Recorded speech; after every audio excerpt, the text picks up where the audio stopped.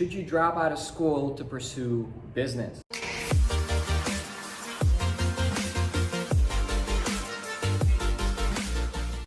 Hey, my name is Szabo, and if you haven't heard my story, I had the great amazing privilege to go from an 11-year-old broke kid to making my first $1 million by 19 years old as a high school dropout.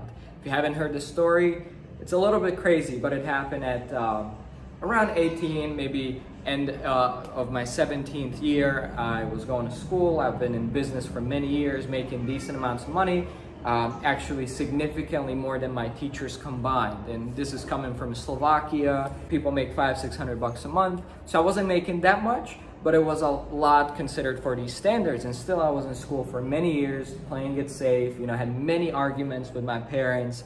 Some didn't turn out very well, were quite painful, about me staying in school, right? They were afraid if I quit, it's just not gonna look good, or what if your business doesn't work out and you're gonna get into all these troubles, right?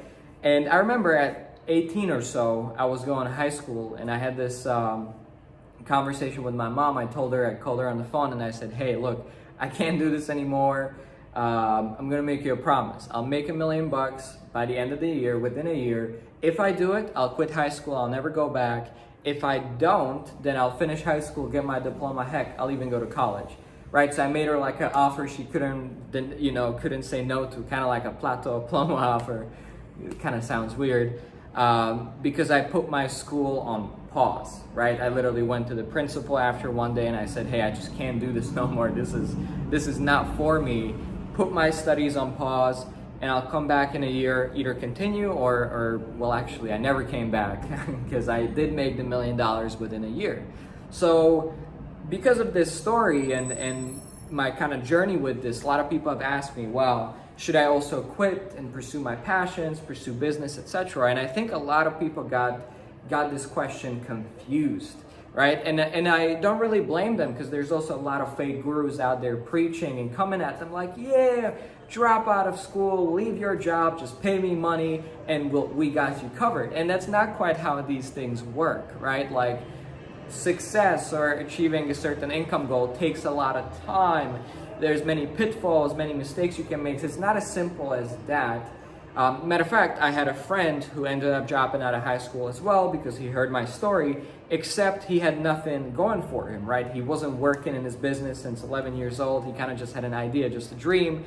And then it didn't work out within a year, and he had to go back, and he came back kind of ashamed, embarrassed. He missed the whole year. Whole class was already in the next year, and he was just miserable, right? And it's like, that's not what I told you to do. Matter of fact, we didn't even have the discussion. And I was like, gosh, like, that's not what I did, right? He thought that he was copying, modeling me, but that's not what I did. And that's not what I advise of people, that like, you've got something going for you, secure, stable, just quit it and do something else.